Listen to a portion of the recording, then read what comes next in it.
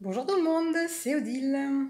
Alors, ayant complètement raté ma vidéo hier, j'en refais une pour vous présenter un jeu qui est sorti tout récemment, qui a déjà été présenté par plusieurs personnes, mais je tenais vraiment de mon côté à vous présenter le jeu, à vous le montrer, parce qu'il il est vraiment phénoménal, comme on dit. Donc, il s'agit de l'Oracle des Murmures qui a été fait par Marie Marsaudon, alias Lubiloun, et l'illustratrice Alicia Mathieu, alias Ashcolord. Donc un jeu réalisé par des Françaises, euh, Cocorico, et qui est vraiment très très réussi. Il arrive avec une petite plume. Je pense qu'on en a chacune ou chacun une différente, avec un petit mot tout gentil, que je vais garder, moi je la mettrai dans ma boîte. Voilà, donc nous avons un jeu qui est une boîte qui est de couleur craft, très jolie. Et donc derrière on a un petit mot en français et en anglais. Que ces cartes soient tel un guide pour vous. Entendez ces murmures, reflet de votre sagesse intérieure. Et donc nous avons 52 cartes. Alors le coffret est bien rigide. Voilà. Donc ici c'est le côté anglais et là le côté français. Un brin de magie souffle ici-bas, emmène-moi. C'est poétique, hein. Voilà, donc nous avons le petit livret français, anglais. Alors le livret est assez petit, donc vous voyez là pour cette épaisseur-là, on a les deux langues. Parce que nous avons des petits mots-clés qui sont assez peu nombreux, mais on a juste des mots-clés pour les cartes, c'est pour ça que le livret est assez court. Donc la page de présentation. On a un petit mot sur l'oracle des murmures. Comment prendre soin de son jeu. L'espace. Voilà comment mélanger les cartes. Et ici, nous avons des suggestions de tirage. Donc, on en a plusieurs. Un tirage à une carte, à 3 cartes, à 5 cartes, à 7 cartes. Ensuite, une petite page sur les messages. Et ensuite, nous avons les cartes. Vous voyez, on a quelques mots clés pour les cartes. Donc, on va passer tout de suite aux cartes. Donc, on a un dos très joli. On est toujours dans du craft. Alors, c'est comme ce qui est écrit dans le petit livret. Le dos n'est pas réversible parce qu'ici, on voit une petite lune pleine. Donc, quand elles sont à l'envers, on peut le voir. Après, c'est sûr que si les cartes sont mises comme ça, si on souhaite faire des tirages à l'envers et que le jeu est étalé ainsi, on ne verra pas si elles sont à l'endroit ou à l'envers. Voilà, voilà. Donc, nous avons une tranche dorée mat. Oui, c'est pas courant du doré mat, c'est très joli et ça va vraiment bien avec le jeu. Je fais pas le zoom. Voilà. Et donc, ce que j'adore dans ce jeu, il y a beaucoup de choses. La qualité du jeu, hein, on a des cartes qui sont quand même bien épaisses.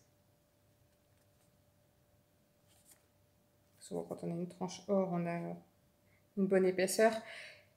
Une petite originalité que j'apprécie beaucoup, c'est la numérotation. Donc, qui est faite en chiffres romains, d'une part, et d'autre part, on le voit. Avec le 1, on ne peut pas s'en rendre compte, mais dès qu'on arrive avec avec plusieurs caractères, eh bien, ils sont mis non pas à l'horizontale, mais à la verticale. Ce qui donne un petit peu un aspect runique, je trouve. On dirait des runes. On dirait des runes. Donc, ça fait très joli et c'est original en même temps. Donc ici, on va avoir, je vous montre les cartes des 4 éléments, qui sont toutes les 4 dans les mêmes tons. Hein, vous voyez, on a 4 cartes pour les éléments, toutes dans les mêmes tons. Alors ici, on a Gaïa avec une foule de symboles. Le symbole de la terre, les racines, la terre en elle-même, la fleur de lotus, les différentes phases lunaires. Voilà, ça fait pas mal d'éléments sur cette carte. Ensuite, on va voir la carte de l'air, donc avec pareil le signe de l'air, et on voit le vent dans cet arbre. Donc la carte de l'eau, avec la fleur de vie. Elles sont sublimissimes. Bravo les filles hein, pour ce travail, franchement, carte du feu. C'est de toute beauté. Alors pour les 4 saisons, nous allons avoir des fenêtres à travers lesquelles on peut voir le temps qu'il fait dehors. Donc ici, comme on est au printemps, ce sont des fleurs de cerisier. Avec un œuf qui n'a pas encore éclos. Des fleurs qui sont en bourgeon, donc c'est vraiment le printemps. Et ici, on a les petits symboles qui figuraient également sur un jeu que je vous ai présenté qui s'appelle The Wheel of the Year Tarot, le tarot des saisons.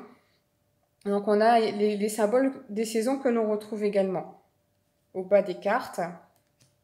Donc l'été, donc là on voit bien, il fait beau dehors, on a des fleurs qui sont bien ouvertes. L'automne, avec la grappe de raisin, les pommes, les feuilles mortes qui tombent. Et l'hiver, très très belle, avec les oranges, le chocolat chaud, la couronne de houx, la neige qui tombe, c'est très très beau. Alors après, nous allons avoir les 5 sens. Donc ici, nous avons la carte de la vue. Alors, on a pas mal de dualité dans cette carte. Hein. Est-ce qu'on va enfiler des lunettes roses ou des lunettes noires? On va voir la vie en rose ou en noir. Donc là, on a l'ouïe avec l'écoute de la mer au coquillage. L'odorat. Regardez-moi ça, les couleurs employées, c'est sublime. Magnifique. Donc là, pour le goût, on va avoir, c'est original cette carte, c'est très, très enraciné. Hein, on fait de la cuisine avec des herbes. Donc il peut y avoir aussi d'autres significations à toutes ces plantes. Et ici, nous avons la carte du toucher. Très jolie. Alors, je ne vais pas arrêter de dire très jolie. On retrouve sur beaucoup de cartes des lunes. Soit des demi-lunes, des quartiers de lune. Alors ici, une carte un peu plus sombre. Hein, là, on voit clairement que c'est des personnes qui crient. Hein, ils ont l'air de crier. Les mots qui sortent sont noirs. On n'est pas d'accord.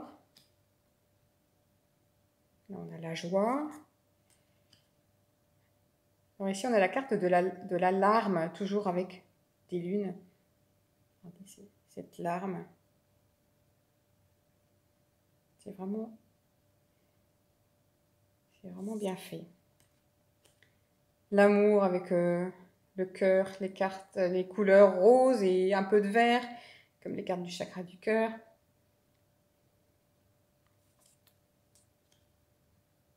La carte de la mort. Ici, on a la rebelle.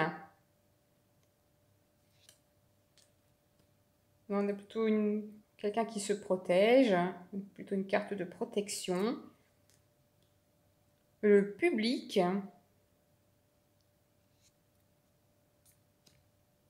Là, nous allons avoir le labyrinthe. Toujours avec des lunes. Quand on se sent perdu. Voilà, ici, on a plusieurs chemins. Avec 2 belles montagnes à escalader, laquelle on va choisir. Regardez ici, ça fait vraiment... Les chiffres, on dirait des runes. La carte de la foudre. La carte du dos, donc oui, quand on reçoit un coup de poignard dans le dos, par exemple, ou qu'on courbe l'échine, qu'on se soumet. Oh, la justice, qu'est-ce qu'elle est belle. Oh, les couleurs, j'adore. Et avec la petite lune, un petit quartier de lune. Le beau lion. Il est beau ce lion. Tout en force et majesté.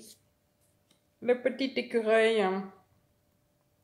Petit écureuil, il lui manque sa petite pupille, peut-être, pour avoir un peu plus de vie. Mais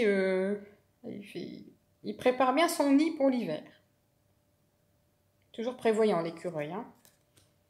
Ici, un superbe chat noir, comme celui que j'avais avant.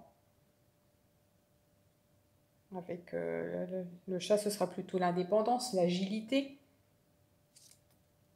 Le cheval. Oh, super, c'est beau, c'est beau. Les éléphants, avec les valeurs ancestrales. Ce qui se transmet. L'enfance. Regardez-moi ça comme c'est beau. Ils sont dans leur bulle, tout innocents. Ils profitent de leur jeunesse. Alors, cette carte, elle est très marquée par le chiffre 3, je trouve. Donc, on a 3 personnes. C'est un peu l'amitié. Donc, on a la carte numéro 33. On a 3 personnes et on a un symbole de jeu dont je ne connais plus le nom. Également, qui évoque le chiffre 3. Ça fait un peu penser au 3 de coupe. Oh, elle est belle aussi, celle-là. J'adore les couleurs. La carte de la lune. Tous les quartiers. La magie.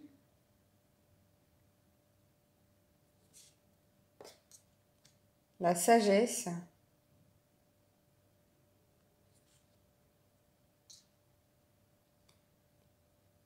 Là, c'est le souffle, toujours avec une petite lune. Le souffle, l'essoufflement. La carte du yoga, avec l'équilibre. La méditation. Vous voyez, on a outre le numéro qui est en chiffre romain, et à la verticale, on n'a aucun mot sur les cartes. C'est-à-dire qu'on n'est pas obligé de se servir du livret. On peut également laisser aller uniquement notre intuition. Alors cette carte, je l'adore. C'est une de mes préférées. Le trésor. Qu'est-ce qu'elle est belle, cette carte. J'adore, j'adore, j'adore. Je pense que tous ceux qui ont vu le jeu en sont tombés fous amoureux parce qu'il est vraiment superbe. Ah, donc ici, on a les différents loisirs. Bricolage, cuisine, couture, le chant, le dessin, l'apprentissage. On a la carte de la lettre. Elle est belle, franchement. Toutes ces couleurs terre. La carte du temps, on retrouve les symboles des 4 saisons. Le sablier. La trappe-rêve. Il y a beaucoup de symboles sur ces cartes. Alors ici, on a la carte de l'argent, mais c'est tout ce qui est matérialisme. On peut aussi mettre ses souhaits dans le pot, faire des économies. Ça représente tout ce qui est matériel. Le bouquet pour le cadeau. Oh, qu'est-ce qu'elle est belle celle-là. La cage avec tous ces petits papillons, toutes ces cocottes en papier qui s'envolent, qui sont libérées. La chute. Tous ces dégradés de bleu. La porte. On a 3 clés. Il y en a forcément une qui va ouvrir la porte pour laisser sortir les papillons. Trop, trop beau. Le départ. Et ensuite, cette carte, je pense que c'est l'harmonie. On va vérifier ensemble. Alors, la dernière carte, c'est la carte de l'évolution. Voilà, cheminement, développement, ouverture, renaissance, générosité, succès, gloire, futur, réussite. Voilà. En parlant de réussite, hein, vous l'aurez compris, ce jeu est une pure merveille. Vraiment, c'est très réussi. Encore félicitations aux créatrices de ce jeu, qui est vraiment bien construit.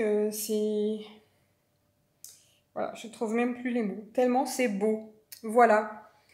Donc j'espère que cette présentation vous a plu. J'ai peut-être oublié de vous montrer aussi l'intérieur de la boîte parce que il y a des choses à dire. Hein. Un petit mandala ici.